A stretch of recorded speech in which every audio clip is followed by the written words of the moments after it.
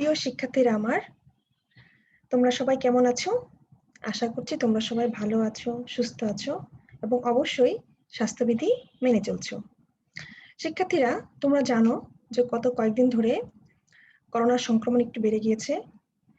আমি বিশ্বাস করি এবং অবশ্যই আশা রাখি যে আমরা যদি একটু সচেতন হই সবাই মিলে, তাহলে অবশ্যই এই যে করোনাকালীন সংকটটি আছে সেটি কেটে যাবে এবং তোমরা স্বাস্থ্যবিধি খুব ভালোভাবে মেনে চলবে, সামাজিক দূরত্ব বজায় রাখবে এবং এই সময়টা তোমরা বাসায় বসে তোমাদের যে পড়াশোনা স্টাডি আছে প্রত্যেকটা বিষয়, শুধুমাত্র আমার সাবজেক্টের কথাই বলছি না, প্রত্যেকটা বিষয় নিয়ে তোমরা পড়াশোনা করবে এবং রুটিন অনুযায়ী পড়াশোনা চালিয়ে যাবে। শিক্ষার্থীরা, চলো তাহলে আজকে আমি আমার ক্লাসে চলে যাই।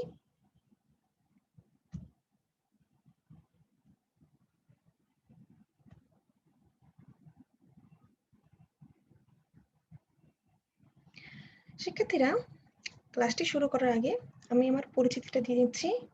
আমি তাসনিম খায়ের, প্রভাষক, দর্শন বিভাগ, ঢাকা কলেজ, ঢাকা।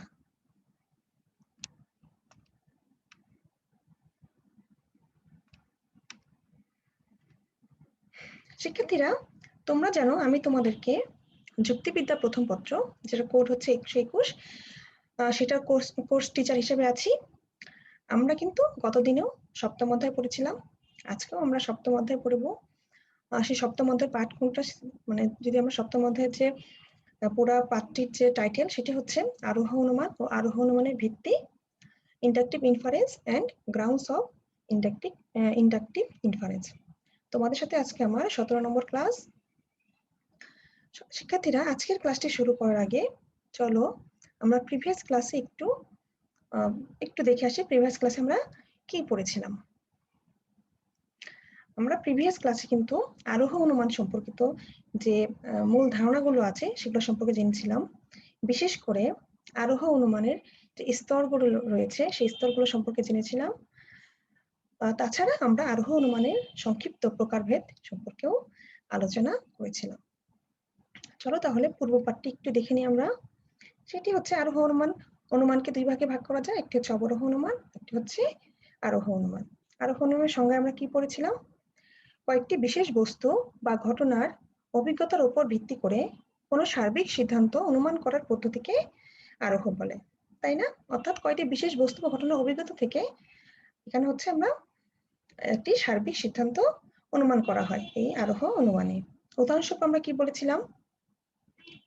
কামাল হয় মরণশীল, জামাল হয় মরণশীল, বিমল হয় মরণশীল, সালমা হয় মরণশীল, সুতরাং সকল মানুষ হয় মরণশীল।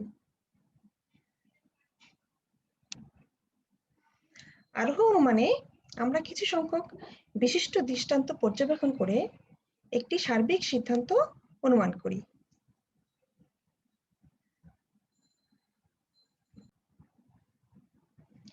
শিক্ষার্থীরা, এখানে আমরা কিছু থেকে সমগ্রে, নিরীক্ষিত থেকে অনিরীক্ষিত ঘটনায়, বিশেষ থেকে সার্বিক বাক্যে পদার্পণ করি। এখানে মুষ্টিমেয় বিশিষ্ট দৃষ্টান্ত পরীক্ষা করে বিরাট একটি লম্ফ দিয়ে একেবারে সমজাতীয় সমুদয় দৃষ্টান্ত সম্বন্ধে একটি সার্বিক সিদ্ধান্ত অনুমান করা হয়, তাই না? তাহলে আমরা উদাহরণে কি দেখেছি যে আমরা বিশেষ বিশেষ ব্যক্তির মৃত্যু দেখে কিন্তু একটি সার্বিক সিদ্ধান্তে নিয়েছি বা একটা বড় একটি জাম্প করেছি বা লাভ দিয়েছি যে হ্যাঁ, সকল মানুষ হয় মরণশীল, তাই না? তার মানে কি, আরোহ অনুমানে আমরা কিছু সংখ্যক বিশিষ্ট দৃষ্টান্ত পর্যবেক্ষণ করে একটি সার্বিক সিদ্ধান্ত অনুমান করি। শিক্ষার্থীরা, আমরা আরোহ অনুমানের 6টি স্তর নিয়ে আলোচনা করেছিলাম। সেখানে কি ছিল? আরোহ অনুমানের স্তরগুলো কেন? সেটা হচ্ছে যে আরোহ অনুমানে কি করে, বিশেষ থেকে সার্বিকে একটি সিদ্ধান্ত অনুমান করা হয়, সেক্ষেত্রে কিন্তু কার্যক্রম নিয়মটাকে ফলো করা হয়, তাই না? সেই কার্যক্রম প্রকৃতিতে তো অনেক ঘটনাই ঘটে, কোনটি কার্য কোনটার কারণ সেটা কিন্তু নির্ণয় করা বেশ কঠিন হয়। সেক্ষেত্রে আরোহ অনুমানে আমরা কিছু স্তর বা স্টেপ আমরা ফলো করি, যেটার মাধ্যমে আমরা একটি কোনো কার্যের কারণ বা কোনো কারণের কার্য আমরা নির্ণয় করতে পারি। সেই স্তরগুলোর মধ্যে প্রথম স্তরটা হচ্ছে সংজ্ঞায়ন, অর্থাৎ আমরা যে বিষয়টাকে নিয়ে সেটার কারণ আবিষ্কার করতে যাচ্ছি সেটার একটি সংজ্ঞা প্রদান করার প্রথমে আমরা করে থাকি এবং সেই সংজ্ঞা প্রদানটা কেন করা হয়, যাতে অন্যান্য বিষয়গুলো তার মধ্যে হচ্ছে মিলেমিশে একাকার হয়ে না যায়, সেটাকে একটু সেপারেট করার জন্য সেটা হচ্ছে সংজ্ঞা প্রদান করা হয়। ২ নম্বর হচ্ছে সেই ঘটনাটির পর্যবেক্ষণ করা হয়, তাই না? কোনো ঘটনা আমরা যেটা সেই ঘটনা মানে নিচ্ছি, যেটা কারণ আবিষ্কার করার আমরা চেষ্টা করছি, সেক্ষেত্রে সেই ঘটনাটাকে আমরা প্রথমে পর্যবেক্ষণ করি। এখানে পর্যবেক্ষণ বলতে কিন্তু বোঝাচ্ছে নিরীক্ষণ এবং পরীক্ষণ। নিরীক্ষণ বলতে আমরা বোঝাই কি, যেটা আমরা যে প্রাকৃতিক পরিবেশে সুনিয়ন্ত্রিতভাবে একটি উদ্দেশ্য নিয়ে আমরা হচ্ছে পর্যবেক্ষণ করি, সেটাই হচ্ছে নিরীক্ষণ। অর্থাৎ আমরা যে বিষয়টি দেখতে চাচ্ছি, অন্য বিষয়গুলো তখন কিন্তু আমরা দেখি না, সেটা আমরা একটা নির্দিষ্ট বিষয়কে কোনো নির্দিষ্ট বিষয়ের উদ্দেশ্য নিয়ে কিন্তু আমরা সেটা নিরীক্ষণ করি। এবং পরীক্ষণও করি কিভাবে, সেটা আমরা কৃত্রিম পরিবেশে সেই বিষয়টা নিয়ে পরীক্ষণ করে সেই বিষয়টির হচ্ছে একটি পর্যবেক্ষণ করার চেষ্টা করি এবং সেই যে আমরা নিরীক্ষিত যে বিষয়গুলো পেলাম সেখান থেকে, কারণ সেইগুলো অনেক জটিল আকারে থাকে, সেই জটিল বিষয়কে আস্তে আস্তে সরল রূপে আমরা হচ্ছে ভাগ করে ফেলি, সেটাকে আমরা বলছি বিশ্লেষণ। তাহলে আমাদের প্রথমটা হচ্ছে সংজ্ঞায়ন এবং দ্বিতীয়টা হচ্ছে পর্যবেক্ষণ ও বিশ্লেষণ। ৩ নম্বরটা হচ্ছে অপনয়ন, অর্থাৎ বাদ দেওয়া, যেটাকে এলিমিনেশন আমরা বলি, বাদ দেই। তার মানে কি, সেই নিরীক্ষিত বিষয়ের মধ্যে কিন্তু সবগুলো বিষয় সেই ঘটনার সাথে আবশ্যিকভাবে থাকে না। কোনো ঘটনা হচ্ছে খুব আবশ্যিকভাবে থাকে, সেটা হচ্ছে অপরিবর্তনীয় থাকে। আর কোনো ঘটনা আকস্মিক ঘটে থাকে, তাই না? তো সেই নিরীক্ষিত বিষয়গুলোর মধ্যে যে বিষয়গুলো হচ্ছে ঘটনার সাথে যাচ্ছে না, মানে আকস্মিকভাবে আসছে বা কখনো থাকছে কখনো, সেই বিষয়গুলোকে আমরা বাদ দিয়ে দিই।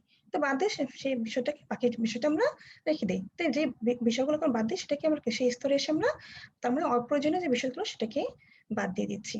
৪ নম্বরে দেখো, কোনো ঘটনার কারণ নির্ণয়ের ক্ষেত্রে বা কার্য আমরা যখন নির্ণয় করবো, সেক্ষেত্রে কিন্তু প্রকল্প প্রণয়ন বা হাইপোথিসিসটা নেওয়া কিন্তু খুবই জরুরি। সেটা হচ্ছে অনেকগুলো বিষয়ের মধ্যে কোনো একটা বিষয়কে আমরা আন্দাজ করে যে এটা এই কার্যের কারণ হতে পারে, এভাবে একটা আমরা আন্দাজ করি। সেই আন্দাজ করাটাকে বলা হচ্ছে প্রকল্প। যেমন আমরা উদাহরণ দিয়েছিলাম গত ক্লাসে, যে হলো ম্যালেরিয়া রোগের কারণ হচ্ছে কি মশার কামড়, তাই না? তাহলে আমরা অন্যান্য কারণ থাকতে পারে, কিন্তু আমরা মশার কামড়কে ম্যালেরিয়া রোগের হচ্ছে কারণ হিসেবে প্রথমে আন্দাজ করে নিতে পারি যে মশা কামড় দিলেই ম্যালেরিয়া রোগটা হচ্ছে। তাহলে এই যে আমরা একটা আন্দাজ করে নিলাম প্রথমে, সেটাকে বলছি প্রকল্প প্রণয়ন।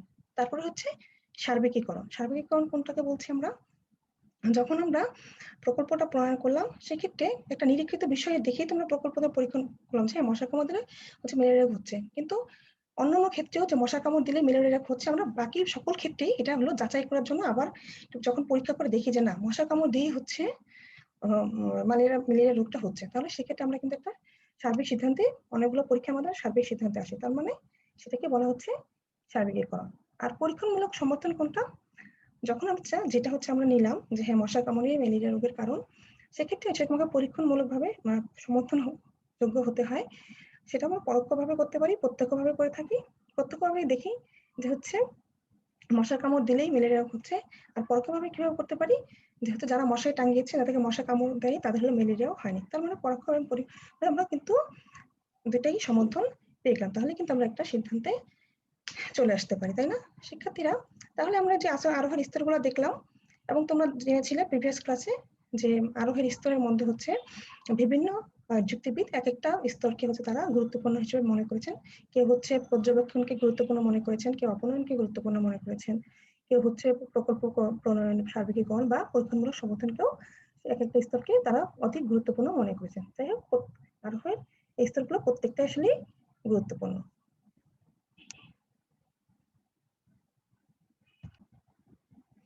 শিক্ষার্থীরা, আজকে আমাদের আলোচনার বিষয় হচ্ছে আরোহের ভিত্তি। যার উপর নির্ভর করে কোনো বিষয় দাঁড়িয়ে থাকে তাকে ওই বিষয়ের ভিত্তি বলা হয়। ভিত্তি হলো কাঠামোটি দাঁড়িয়ে থাকার প্রধান শক্তি। তাহলে সেটা তোমরা সবাই জানো। কোনো কারণে এই ভিত্তি দুর্বল বা নষ্ট হলে পুরো কাঠামোটি ভেঙে পড়ে। জ্ঞান বিজ্ঞানের বিভিন্ন শাখা যেরূপ কতগুলো ভিত্তির উপর প্রতিষ্ঠিত, আরোহ যুক্তির কাঠামো তেমনি কতগুলো ভিত্তির উপর নির্ভরশীল। আরোহের ভিত্তি বলতে আমরা সেসব প্রক্রিয়াকে বুঝি যার উপর নির্ভর করে আরোহ অনুমান প্রতিষ্ঠিত হয়। অর্থাৎ আরোহের যে কাঠামোতে একটা ভিত্তির উপর দাঁড়িয়ে থাকতে হয়। প্রত্যেকটা জিনিস তুমি দেখো, একটা যদি আমরা বিল্ডিং তৈরি করি, সেখানে কিন্তু আমরা নিচে একটা বেসমেন্ট থাকে, সেটা একটা ভিত্তি থাকে, তাই না? সেই নিচে যখন আমরা ভালো কাজ করি, পিলার দিই, তারপরে কিন্তু সে আস্তে আস্তে আমরা বিভিন্ন তলাগুলো করে থাকি। তাই মানে কি একটা ভিত্তির উপর কিন্তু একটা বিল্ডিং দাঁড়িয়ে থাকে। সেভাবেও আরোহের কিন্তু একটা ভিত্তি আছে, সেটার উপর কিন্তু আরোহ দাঁড়িয়ে আছে বা সেটার কাঠামোটা শক্তিশালী হয়েছে। যদি আমরা সেই ভিত্তিটা যদি দুর্বল হয়ে যায় তাহলে কিন্তু সেই কাঠামোটাও দুর্বল হয়ে যায়। আরোহ অনুমানের জন্য একান্ত প্রয়োজনীয় মূলনীতিকে আরোহের ভিত্তি বলে। সুতরাং আরোহের ভিত্তি বলতে আমরা সেসব প্রক্রিয়াকে বুঝি যাদের উপর নির্ভর করে আরোহ অনুমান সম্ভব করে তোলা হয়। যুক্তিবিদগণ আরোহের ভিত্তিকে দুই ভাগে ভাগ করেছেন, যথা আকারগত ভিত্তি, যাকে আমরা বলছি ফর্মাল গ্রাউন্ড, আর দ্বিতীয়ত হচ্ছে বস্তুগত ভিত্তি, ম্যাটেরিয়াল গ্রাউন্ড। আচ্ছা, আকারগত ভিত্তি কি, সংজ্ঞাটা কি? যে নীতি অনুসরণ করে আরোহ অনুমানের সিদ্ধান্ত গ্রহণ করা হয় তাকে আকারগত ভিত্তি বলে। তার মানে কি, যে নীতি অনুসরণ করে আমরা আরোহণের সিদ্ধান্তটি গ্রহণ করছি তাকে আকারগত ভিত্তি বলছি। অর্থাৎ আরোহের মৌলিক নিয়মকে আকারগত ভিত্তি বলা হয়।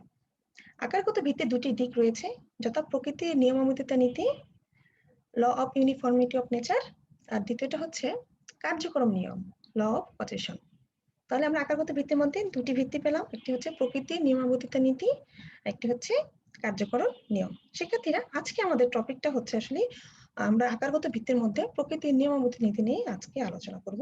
যদিও প্রিভিয়াস দুটো ক্লাসে আমি তোমাদেরকে সংক্ষিপ্ত ভাবে হলেও প্রকৃতির নিয়মাবর্তিতা নীতি নিয়ে কিন্তু সংক্ষিপ্তভাবে আলোচনা করেছিলাম। আর বস্তুগত ভিত্তির সংজ্ঞাটি দেখিনি তাহলে, যে প্রক্রিয়ার সাহায্যে আরোহ অনুমানের আশ্রয় বাক্যগুলো সরবরাহ করে সিদ্ধান্তের বস্তুগত সত্যতা নিশ্চয়তা প্রদান করা হয় তাকে আরোহের বস্তুগত ভিত্তি বলে। অর্থাৎ আরোহ অনুমানের প্রধান লক্ষ্য হলো বস্তুগত সত্যতা অর্জন করা। তার মানে কি, আমরা হচ্ছে সেই প্রক্রিয়াতে আরোহ অনুমানের আশ্রয় বাক্য সরবরাহ করে বস্তুগত নিশ্চয়তা প্রদান করা হচ্ছে এই বস্তুগত ভিত্তির মাধ্যমে, তাই না? আরোহ অনুমানের বিষয়বস্তুর সাথে বাস্তবের মিল বা সঙ্গতি আছে কিনা তা বস্তুগত ভিত্তির মাধ্যমে জানা যায়।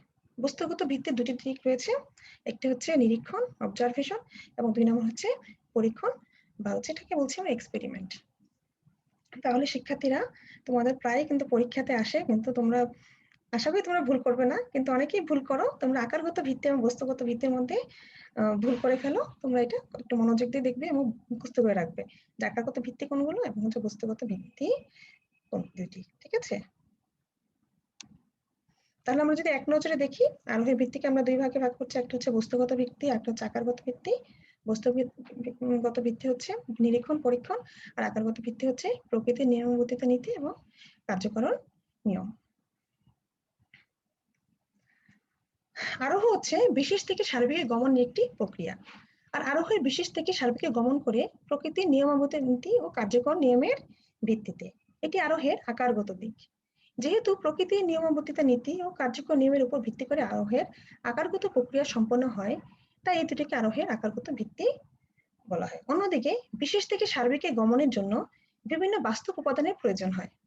নিরীক্ষণ ও পরীক্ষণের আরোহের বাস্তব উপাদান হলো আমাদেরকে সরবরাহ করে। যেহেতু নিরীক্ষণ ও পরীক্ষণ আরোহের বস্তুগত বা বাস্তব উপাদান সরবরাহ করে, তাই এই দুটিকে আরোহের বস্তুগত ভিত্তি বলা হয়। এই দুই প্রকার ভিত্তির সমন্বয়ে, অর্থাৎ প্রকৃতির নিয়মাবর্তিতা নীতি, কার্যকর নিয়ম, নিরীক্ষণ ও পরীক্ষণ, এই চারটি বিষয় সমন্বয়ে গড়ে উঠে হচ্ছে আরোহ। তাহলে আমরা দেখি প্রকৃতির নিয়মাবর্তিতা নীতিটা কি। প্রকৃতির নিয়মাবর্তিতা নীতির অর্থ হলো প্রকৃতিতে অভিন্ন অবস্থায় অভিন্ন ঘটনা ঘটে। প্রতিষ্ঠিত সত্যের ভিত্তিতে কতিপয় দৃষ্টান্ত অনুসরণ করে সমগ্র বিষয় সম্পর্কে সিদ্ধান্ত গ্রহণ করা হয় বলে প্রকৃতির নিয়মাবর্তিতা নীতিকে আরোহের আকারগত ভিত্তি বলা হয়। প্রকৃতির নিয়মাবর্তিতা নীতি মানব মনের সহজাত ধারণা এবং আরোহের প্রামাণিক নিয়ম। এই জন্য কিন্তু এই সংজ্ঞায়ন করা আসলে বেশ কঠিন। অর্থাৎ এখানে প্রকৃতির নিয়মাবর্তিতা নীতি বলতে বোঝানো হচ্ছে প্রকৃতি একটি নিয়মের অধীনে চলে এবং অভিন্ন অবস্থায় অভিন্ন ঘটনা ঘটিয়ে থাকে। যেহেতু দেখলাম কি যে হলো এটা নির্ণয় করা খুব কঠিন, মানে সংজ্ঞাটি, তাই বিভিন্ন যুক্তিবিদ বিভিন্ন ভাষায় এই নীতিকে ব্যক্ত করার চেষ্টা করেছেন। কেউ একে প্রকৃতির নিয়মাবর্তি, প্রকৃতির নিয়মের রাজত্ব, প্রকৃতি একই রকম, প্রকৃতি একই রকম ঘটনা ঘটে, বর্তমানের সদৃশ প্রভৃতি একই কারণে একই কার্য ঘটায় ইত্যাদি নামে কিন্তু তারা অভিহিত করেছেন। আমরা যদি উদাহরণ দিই, যে অতীতে যে অবস্থায় অগ্নি দহন কাজ সম্পন্ন করেছে ভবিষ্যতেও ঠিক একই অবস্থায় অগ্নি দহন করবে। বর্তমানে যেটা হচ্ছে, অতীতে যে অবস্থায় পানি হচ্ছে আমাদের তৃষ্ণা মিটিয়েছে, ভবিষ্যতেও ঠিক একই অবস্থায় পানি আমাদের তৃষ্ণা মেটাবে। অতীতে যে অবস্থাগুলোর জন্য ভূমিকম্প হয়েছে ভবিষ্যতে সেই অবস্থাগুলো বিরাজমান থাকলে ভূমিকম্প হবে। অর্থাৎ অভিন্ন অবস্থায় কিন্তু অভিন্ন কার্য হচ্ছে ঘটবে। অর্থাৎ প্রকৃতি একটি নিয়মে চলে, সেই নিয়মটা কি সে কিন্তু বিশৃঙ্খল, প্রকৃতি কিন্তু কোনো বিশৃঙ্খলতা নেই, একটি নিয়মের মধ্যে সে একটা নিয়মে চলে। ঠিক আছে, শিক্ষার্থীরা এই যে আমরা প্রকৃতির নিয়ম মধ্যে একটু সম্পর্কে পড়লাম, একটু সংজ্ঞায়ন করার চেষ্টা করলাম। সেক্ষেত্রে দুই দিক থেকে সংজ্ঞায়ন করা হয়, যে সদাত্মক দিক থেকে আর হচ্ছে নয়াত্মক দিক থেকে, বা আমরা দুই দিক থেকে আমরা এটা নিয়ে আলোচনা করতে পারি। একটা হচ্ছে সদাত্মক দিক থেকে প্রকৃতির নিয়মের নীতি হলো প্রকৃতির নিয়মের উপাসক, পরিস্থিতির পরিবর্তন না ঘটলে প্রকৃতির সর্বত্র একই আচরণ পরিলক্ষিত হয়। প্রকৃতি রাজ্য একতার নির্দেশক, প্রকৃতিতে অবর্তমান বর্তমানের সদৃশ, প্রকৃতি ইতিহাসের অনুসারী, প্রকৃতির বিভিন্ন স্থানে একই ফল পাওয়া যায়, প্রকৃতিতে একই নিয়ম একই কার্য ঘটায়, প্রকৃতি সর্বত্রই শৃঙ্খলা অনুযায়ী পরিচালিত, প্রকৃতি নিজেকে পুনরায় উল্লেখ করে, প্রকৃতিতে ঘটনাসমূহ সমান্তরালভাবে ঘটে থাকে। আমরা একটু এটা দেখে আসলাম, তার মানে কি আমরা প্রত্যেকটা যে পয়েন্ট পেলাম, প্রকৃতি কিন্তু সেরকম অভিন্ন অবস্থায় সেটি অভিন্ন কাজ করে। অর্থাৎ যেটা আগেও যে অগ্নি হতে অতীতে দহন করেছে, যে অবস্থা বিরাজমান থাকলে ভবিষ্যতে সেই একই অবস্থা বিরাজমান থাকলে অগ্নি কিন্তু দহন করবে। পূর্বে যে অবস্থায় পানি আমাদের তৃষ্ণা মিটিয়েছে, ভবিষ্যতে সেই অবস্থা বিরাজ করলে পানি আমাদের কিন্তু তৃষ্ণা মেটাবে। এখন যদি আমরা হচ্ছে নয়াত্মক দিক থেকে দেখি, তাহলে সেখানে দেখব কি প্রকৃতিতে খামখেয়ালির কোনো স্থান নেই, প্রকৃতি কোনো জায়গায় যা ঘটেছে অন্য জায়গায় তার ব্যতিক্রম ঘটতে পারে না, প্রকৃতিতে একই কারণ ভিন্ন ভিন্ন ফল প্রদান করে না, প্রকৃতি অভিন্ন অবস্থায় ভিন্ন রূপ আচরণ করে না, প্রকৃতির নিয়মসমূহ অনির্দিষ্ট নয়। নয়াত্মকভাবে প্রকৃতির নিয়মাবর্তিতা নীতিকে যেভাবেই প্রকাশ করা হোক না কেন, তাও এই নীতির স্বরূপকেই তুলে ধরে। প্রকৃতির মাঝে রয়েছে এক ঐক্য, প্রকৃতিতে অভিন্ন অবস্থা অভিন্ন ঘটনা ঘটে, যে অবস্থায় কোনো কিছু সত্য হয় একই অবস্থা সমজাতীয় সবকিছুই সত্য হবে। যেমন দেখো, আজ যদি ঠান্ডা বাতাস মানব মনে প্রশান্তি এনে দেয়, তাহলে ভবিষ্যতেও ঠান্ডা বাতাস মানব মনে প্রশান্তি এনে দেবে। আজ যে অবস্থায় মেঘ জমে বৃষ্টি হচ্ছে, আগামীকালও একই অবস্থায় মেঘ জমে বৃষ্টি হবে। এই নীতিটির মূল কথা হচ্ছে প্রকৃতিতে যত ধরনের ঘটনাই ঘটুক না কেন, তারা সবই প্রাকৃতিক নিয়ম কানুনের অধীন। প্রকৃতিতে বিচিত্র ঘটনা ঘটবে, এটা খুবই স্বাভাবিক।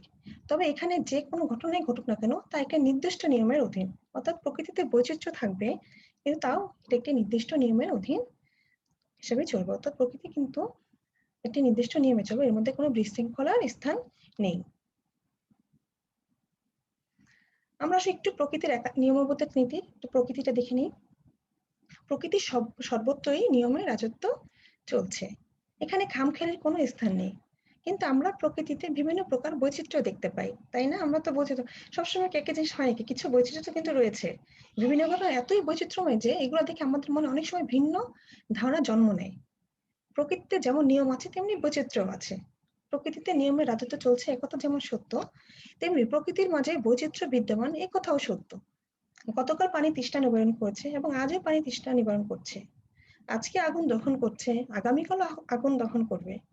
এই নিয়মগুলো যেমন প্রকৃতিতে আছে, তেমনি ভাবে আছে বিভিন্ন প্রকার প্রাকৃতিক দুর্যোগ, বন্যা, মহামারী, ভূমিকম্প, সুনামি, ঝড় বৃষ্টি, আগ্নেয়গিরি, অগ্নুৎপাত ইত্যাদি।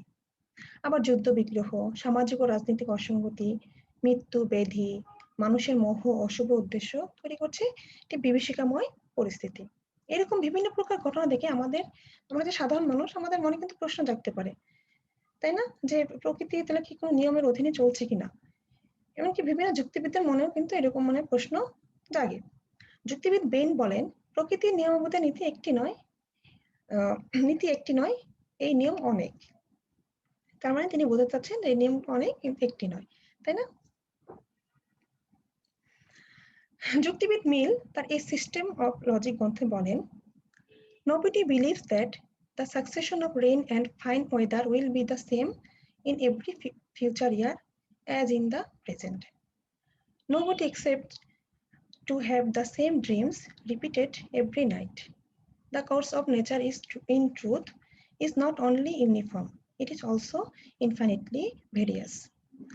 অর্থাৎ কি, যুক্তিবিদ মিল বলেন, এই বছরে যেমন বৃষ্টিপাত ও চমৎকার আবহাওয়া পাওয়া গেল, পরবর্তী বছরগুলোতে ঠিক তেমনি বৃষ্টিপাত ও চমৎকার আবহাওয়া পাওয়া যাবে, একথা কেউ বিশ্বাস করে না। বা কেউ প্রতি রাতে একই স্বপ্ন দেখবার প্রত্যাশা করে না।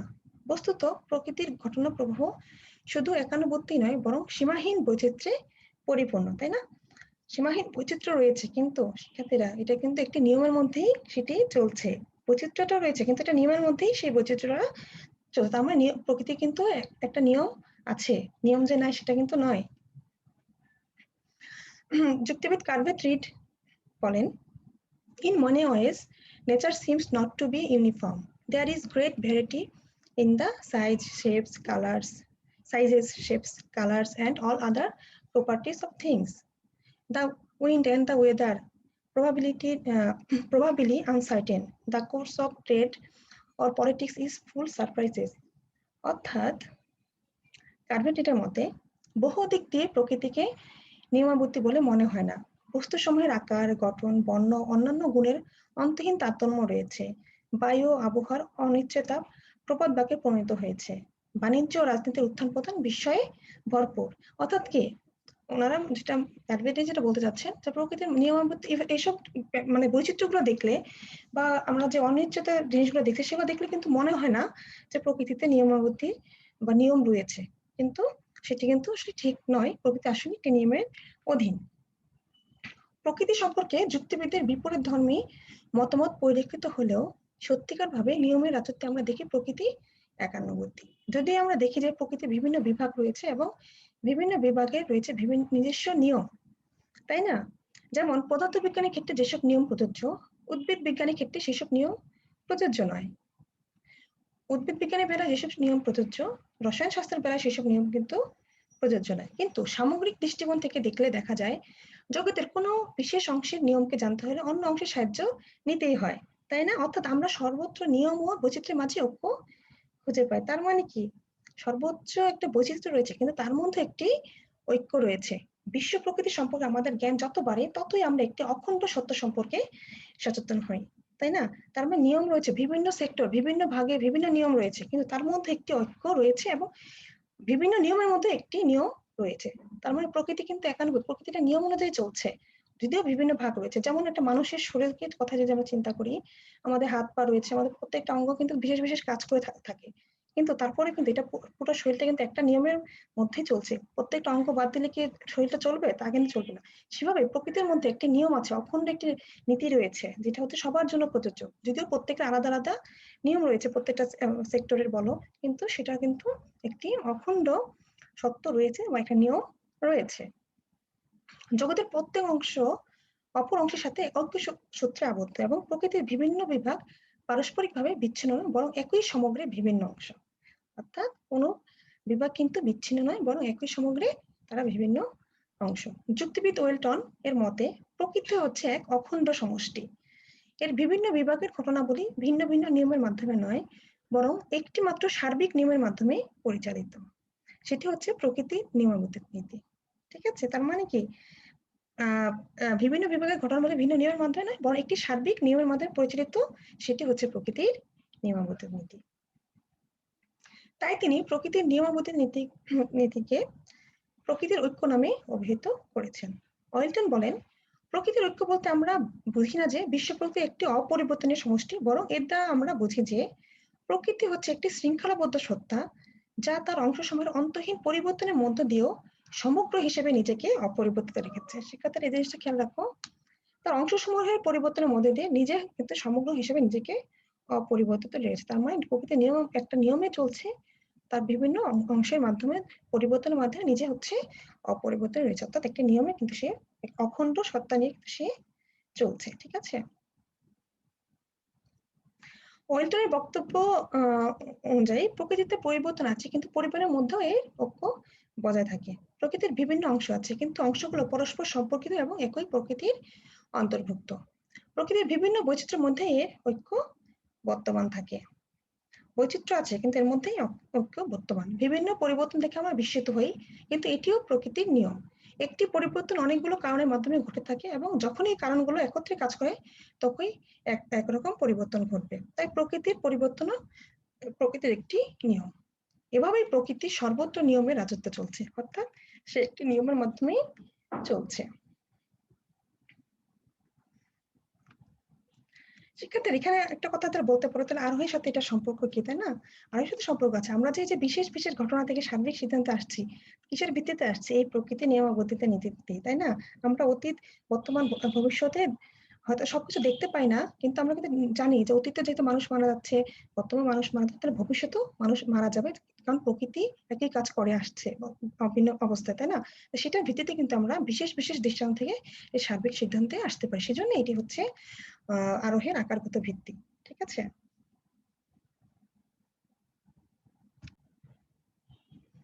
তাহলে শিক্ষার্থীরা, আমরা ওয়েলটনের বক্তব্য অনুযায়ী কি দেখতে পেলাম? যে প্রকৃতির মধ্যে পরিবর্তন আছে, বৈচিত্র্য আছে, কিন্তু বৈচিত্র্যের মধ্যে একটি ঐক্য রয়েছে, অর্থাৎ প্রকৃতি হচ্ছে নিয়ম অনুযায়ী চলছে। এখন আমরা আসো দেখে নেই আরোহের কূটাভাস বলতে কি বোঝায়, বা প্যারাডক্স অফ ইন্ডাকশন কি। এটি একটি অনেক গুরুত্বপূর্ণ একটি টপিক, আরোহের কূটাভাস। কূটাভাস শব্দটির অর্থ হলো আপাত বিরোধী মতবাদ। আপাত অসঙ্গত মতবাদকে কূটাভাস বলে। যুক্তিবিদ মিল প্রকৃতির নিয়মাবতী নীতিকে আরোহের ভিত্তি বলে মনে করেন, যেটা আমরা এতক্ষণ করে আসলাম, যেটি আরোহের হলো ভিত্তি, তাই না? এবং বলেন প্রতিটি আরোহীর বেলা এই নীতিটি অবশ্য স্বীকার্য। মানে কি, ভিত্তি ছাড়া কিন্তু কাঠামোটি হবে। তাহলে আরোহের কাঠামো কি আমরা কিন্তু বলছি যে আকারগত যে ভিত্তি, তার মধ্যে প্রকৃতির নিয়মাবলী নীতি হচ্ছে একটি ভিত্তি। তাহলে মিলের মতে নিয়মাবলী নীতিকে আরোহের ভিত্তি মনে করেন, এবং প্রতিটি আরোহের বেলা এই নীতিটি হচ্ছে অবশ্য স্বীকার্য। এই নীতি ছাড়া কোনো প্রকার আরোহ অনুমানই সম্ভব নয়। আবার এই নীতির উৎস সম্পর্কে যখন তিনি বলতে যান, তখন তিনি বলেন আমরা অভিজ্ঞতা অর্জন করতে গিয়ে যে বিশেষ বিশেষ দৃষ্টান্ত সংগ্রহ করি, তা প্রকৃতির নিয়মাবলী, তা থেকে আমরা প্রকৃতির নিয়মাবলী নীতিটা পাই। অর্থাৎ তাহলে প্রকৃতির নিয়মাবলী নীতি হচ্ছে আরোহ অনুমানের ফল। তাহলে সেটা পরস্পর বিরুদ্ধ মতবাদ হয়ে গেল না? অর্থাৎ তিনি বললেন যে প্রত্যেকটা ক্ষেত্রে হচ্ছে সেটি হচ্ছে আরোহের ভিত্তি, আবার সেটা কি হয়ে যাচ্ছে, তার উৎস সম্পর্কে যখন তিনি বলতে গেলেন, তখন সেটা হয়ে গেছে যে প্রকৃতির নিয়মাবলী নীতি হচ্ছে আরোহ অনুমানের ফল। এটা কি হচ্ছে বলা হচ্ছে আরোহের কূটাভাস। অর্থাৎ পরস্পর বিরোধী একটা বক্তব্য এখানে চলে আসে, যাকে তিনি ভিত্তি বলছেন, সেটি আবার আরোহ অনুমানের ফল কিভাবে হয়। অর্থাৎ প্রকৃতির নিয়মাবলী নীতি একদিকে আরোহ অনুমানের ভিত্তি এবং অন্যদিকে আরোহ অনুমানের ফল হিসেবে যুক্তিবিদ মিল উল্লেখ করেন। এই পরস্পর বিরোধী অসঙ্গত মতবাদকে আরোহের কূটাভাস বলা হয়। প্রকৃতির নিয়মাবর্তিত নীতি সম্পর্কে মিলের ব্যাখ্যায় দুটি পরস্পর বিরোধী বক্তব্য স্পষ্টভাবে ফুটে ওঠে। যেমন প্রকৃতির নিয়মাবর্তিত নীতিটি অবৈজ্ঞানিক আরোহের সিদ্ধান্ত, এবং প্রকৃতির নিয়মাবর্তিত নীতিটি বৈজ্ঞানিক ও অবৈজ্ঞানিক সকল আরোহ অনুমানের ভিত্তি। শিক্ষার্থীরা, তোমাদের মনে আছে যখন আমরা আরোহের শ্রেণী বিভাগ করেছিলাম, তখন কিন্তু আমরা প্রধানত আরোহকে দুই ভাগে শ্রেণী বিভাগ করেছিলাম। আরোহ অনুমানকে, সেটা হচ্ছে একটা প্রকৃত আরোহ, একটা হচ্ছে অপ্রকৃত আরোহ। এবং প্রকৃত আরোহকে তিন ভাগে ভাগ করা যায়। সেটা হচ্ছে একটা বৈজ্ঞানিক আরোহ, অবৈজ্ঞানিক আরোহ এবং সাদৃশ্য অনুমান। বৈজ্ঞানিক আরোহ কোনটা? যেটা হচ্ছে আমরা হচ্ছে যেই আরোহের ক্ষেত্রে হচ্ছে প্রকৃতির নিয়মাবর্তিত নীতি এবং কার্যক্রম নিয়মকে ফলো করে বিশেষ বিশেষ ইয়ে থেকে দৃষ্টান্ত থেকে হলো একটি সার্বিক সিদ্ধান্ত স্থাপন করি, সেটাকে বলা হচ্ছে বৈজ্ঞানিক আরোহ। আর অবৈজ্ঞানিক আরোহ কি? যেখানে হচ্ছে কার্যক্রম নিয়মকে ফলো করা হয় না, নিয়মটাকে, এবং আমরা হচ্ছে অবাধ আমাদের যে অভিজ্ঞতার মাধ্যমে বিশেষ বিশেষ দৃষ্টান্ত থেকে একটি সার্বিক সিদ্ধান্ত প্রতিষ্ঠা করে, সেটা হচ্ছে অবৈজ্ঞানিক আরোহ। তাহলে এখানে কি বলছে যে প্রকৃতির নিয়মাবর্তিত নীতিটি অবৈজ্ঞানিক আরোহের সিদ্ধান্ত হয়, তাই না? যেহেতু আমরা অবাধ অভিজ্ঞতার ফলে এই নীতিটাকে পাচ্ছি, মানে মিলের বক্তব্য অনুযায়ী। তাহলে প্রকৃতির নিয়মাবর্তিত নীতিটি একদিকে হচ্ছে অবৈজ্ঞানিক আরোহের সিদ্ধান্ত হিসেবে পেয়ে গেলাম, পাই। আবারও কি বলছি যে প্রকৃতির নিয়মাবর্তিত নীতিটি বৈজ্ঞানিক বা অবৈজ্ঞানিক সকল আরোহের অনুমানের ভিত্তি। তাহলে ভিত্তি আবার অনুমানের সিদ্ধান্ত কিভাবে হয় বলো? এই বক্তব্য হচ্ছে যে প্রকৃতির নিয়মাবর্তিত নীতিটি একদিকে আরোহ অনুমানের ভিত্তি, অন্যদিকে আরোহ অনুমানের সিদ্ধান্ত। এই বক্তব্যটা কিন্তু স্ববিরোধী এবং অসঙ্গত।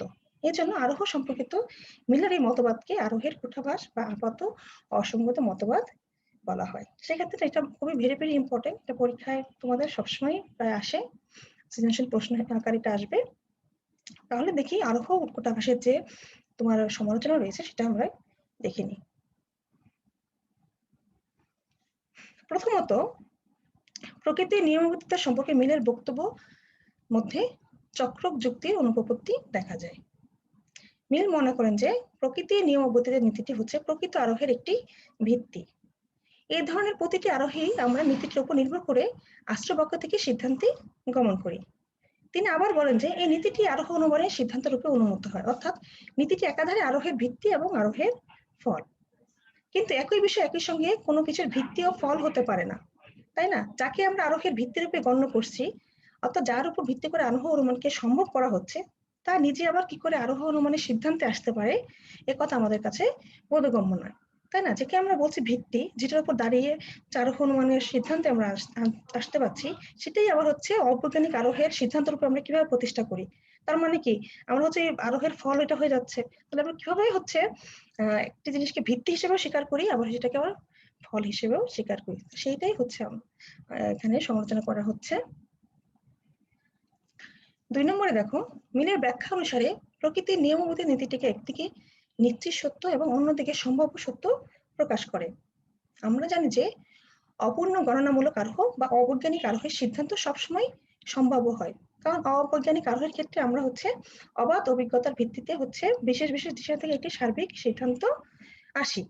এবং অবৈজ্ঞানিক আরোহের ক্ষেত্রে কি করা হয়, যদি কোনো ক্ষেত্রে আমরা যে এই যে অভিজ্ঞতার ভিত্তিতে একটি বিশেষ বিশেষ দৃষ্টান্ত থেকে একটা সার্বিক সিদ্ধান্তে আসলাম, কিন্তু কোনো কারণে সেই উদাহরণে যদি একটি প্রতিকূল একটি দৃষ্টান্ত পাওয়া যায়, যদি আমরা বলি যে আমরা পৃথিবীতে যত কাক দেখেছি সবই কালো, কিন্তু অস্ট্রেলিয়াতে যেদিন সাদা কাক দেখা গেছে, সেদিন কিন্তু আমরা বলতে পারছি না যে পৃথিবীর সব কাক হচ্ছে কালো, তাই না? তাহলে কি হচ্ছে, সাথে সাথে কিন্তু সেটি হচ্ছে সিদ্ধান্তটি চেঞ্জ হয়ে যাচ্ছে।